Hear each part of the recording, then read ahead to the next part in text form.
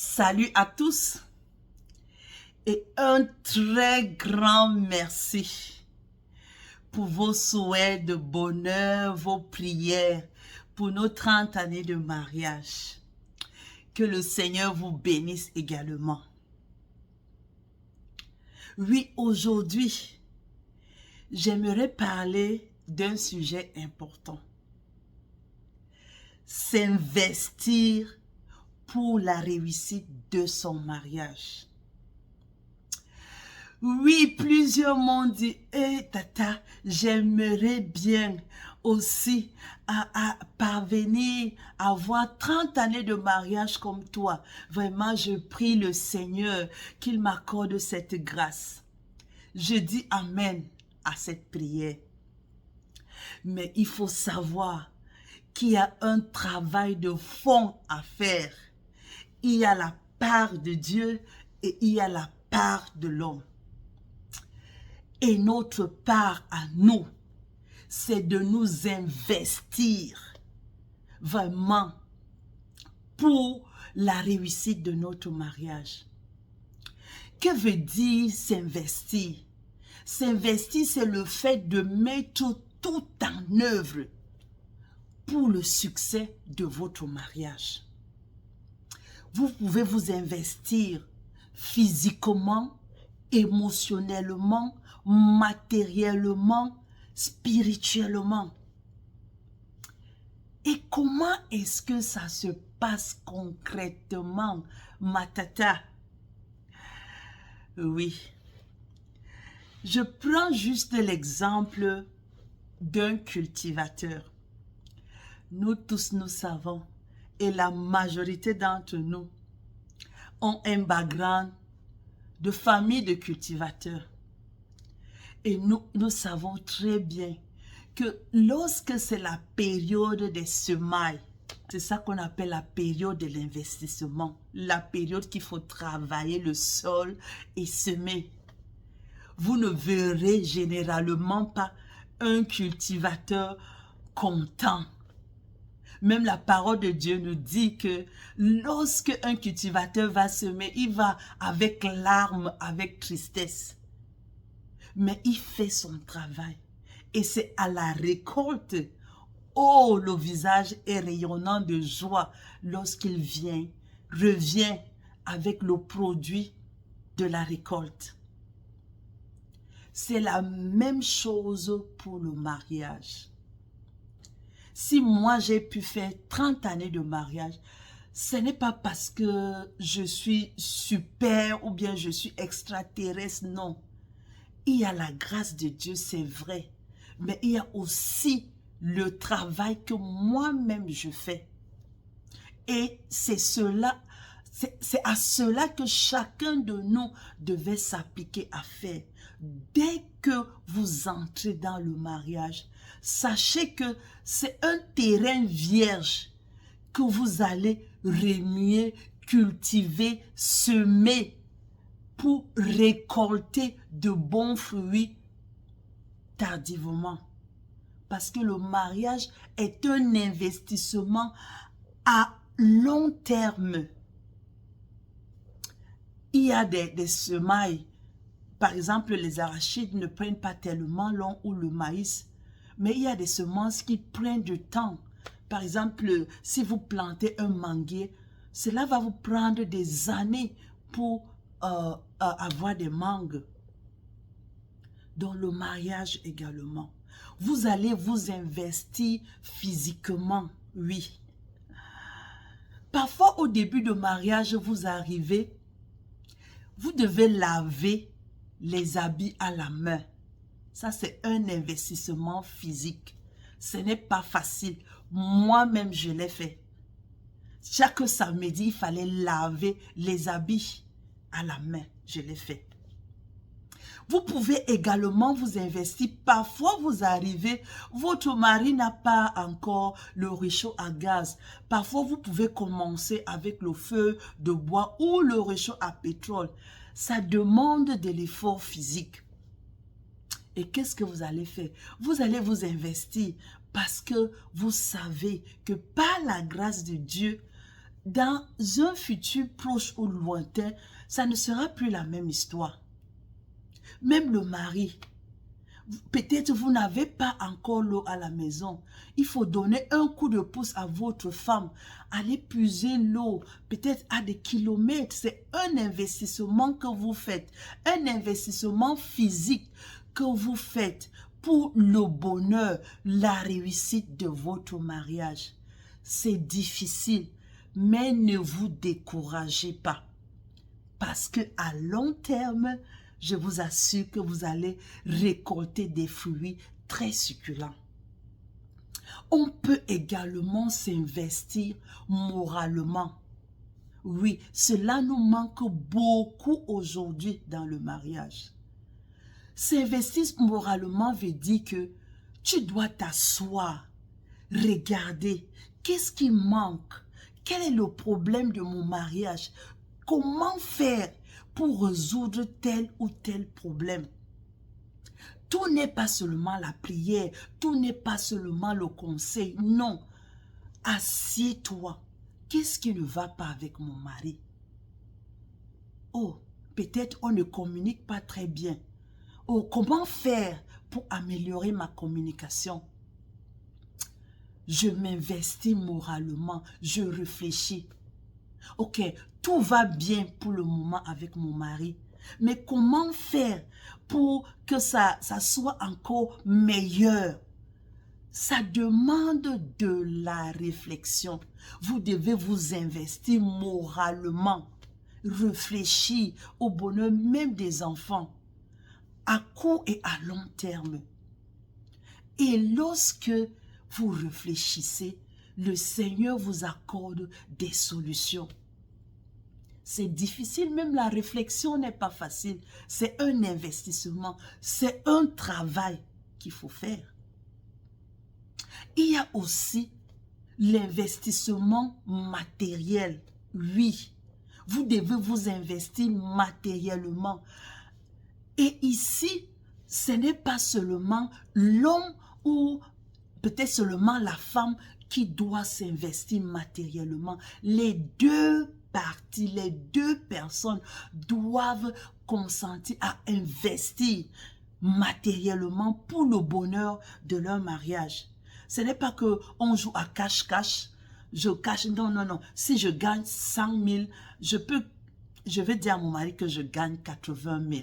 Ou bien le mari gagne 200 000. Il vient présenter à sa femme que, oh, je gagne seulement 150 000. Et le reste, il fait les cachotteries. Non. Vous investissez ensemble. Vous réfléchissez ensemble. Lorsque c'est peu, ne dites pas que non, c'est petit. Qu'est-ce qu'on peut même faire? Non. Commencez à vous discipliner, à réfléchir ensemble. Ok, nous avons 50 000 par mois. Comment est-ce que nous pouvons faire pour bien disposer le loyer, la nourriture, pour ne pas commencer à commander à gauche et à droite? Non, le peu que vous avez, avec la sagesse, la réflexion, et la grâce de Dieu, je vous assure que vous pouvez bien gérer ce peu que vous avez. Et à long terme, le Seigneur va ajouter. J'ai commencé mon mariage, mon mari ne gagnait pas grand-chose. Mais avec la grâce de Dieu, la discipline, le peu qu'on a, on dispose ensemble, on réfléchit ensemble.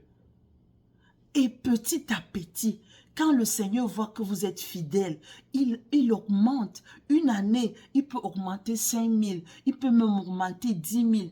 Et vous grandissez. Avec l'expérience du peu que vous aviez, vous pourriez également gérer beaucoup lorsque le Seigneur va vous bénir. Donc, investissez également sur le plan matériel. Et je vais attirer l'attention ici à mes sœurs. Tout ne repose pas sur votre mari. Vraiment, il faut enlever cette partie que c'est mon mari qui est responsable de tout, spécialement sur le plan matériel et financier. Non. Un jour, votre mari peut ne pas être à la hauteur de ses responsabilités. À vous de prendre le relais.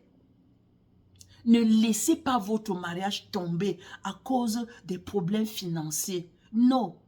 Si mon mari a des difficultés financières, moi également, je dois contribuer. Et je ne dois pas seulement attendre lorsqu'il a des problèmes. Non. C'est notre famille. C'est notre mariage. Investissons ensemble pour le bonheur de notre mariage. Et un autre investissement qui est très important, l'investissement spirituel. J'insiste là-dessus. Parce que la plupart des gens croient que le mariage, ce n'est que le sentiment, ce n'est que l'argent. Et d'ailleurs, il n'y a pas de spiritualité dans le mariage, tout est charnel. C'est archi faux. Le physique est commandé par le spirituel. Ça veut dire que votre mariage physique là est commandé par le spirituel. Donc, si vous ne réussissez pas dans le règne de l'esprit, vous ne réussirez pas même physiquement. Donc, le mariage, le succès de votre mariage dépend énormément de votre investissement sur le plan spirituel. Prenez le temps de lire la parole. C'est le meilleur code pour la réussite du mariage, je vous assure. Il y a les livres que les gens ont écrits, c'est très beau. Mais votre base doit être la parole de Dieu. Ne vivez pas, ne bâtissez pas votre mariage sans la parole. Qu'est-ce que la parole de Dieu dit dans cette situation sur le plan financier? Je m'en vais fouiller. Qu'est-ce que la parole de Dieu dit dans ce cas sur le plan émotionnel? Je m'en vais fouiller. Qu'est-ce que la parole de Dieu nous dit sur le plan spirituel pour le mariage? Je m'en vais également fouiller. Et c'est en faisant cela que vous allez réussir. Spirituellement, investissez également dans la prière, je vous en prie. La prière est une arme très puissante pour renverser les forteresses. Priez pour votre mariage. Priez pour le succès de votre mariage. Si vous ne réussissez pas spirituellement, ça sera difficile physiquement de réussir sur le mariage. Donc, ne négligez pas votre investissement sur le plan spirituel. Prenez le temps de prier pour votre mariage, pour vos enfants, pour votre époux, pour votre femme. Investissez spirituellement dans la parole, dans la prière. Dans la parole, dans la prière. Je vous assure que le Seigneur est fidèle. Il ne vous laissera pas tomber. Lorsque Dieu lui-même verra les efforts que vous fournissez, les investissements que vous faites pour le bonheur de votre mariage, le Saint-Esprit va vous back-up, le Saint-Esprit va vous soutenir et je vous assure que vous allez réussir. Et aussi, il faut savoir être patient. Parce que tout cultivateur est patient. Il attend patiemment la récolte. Donc, si vous n'êtes pas patient, vous allez vous décourager. Après 1 an, vous ne voyez pas les fruits. 2 ans, vous allez, oh, le mariage ne marche pas. Non. L'investissement prend du temps. Parfois, ça prend 5 ans, 10 années de mariage, même 15 ans ou 20 ans, que vous allez commencer à jouir, récolter les fruits de votre dur labeur depuis des années. Vous avez passé des nuits à pleurer parce qu'il y avait mésentente avec votre conjoint. Et vous avez passé des temps difficiles sur le plan matériel, mais vous n'avez pas lâché. vous avez continué à réfléchir, à vous investir physiquement, spirituellement, émotionnellement, matériellement, tous les niveaux. Vous avez pris le temps de vous investir. Je vous assure, avec la grâce de Dieu, vous allez récolter des bons fruits. Et vous serez un témoignage, un sujet d'encouragement pour quelqu'un d'autre, pour un autre foyer, pour un mariage vraiment qui se décourage.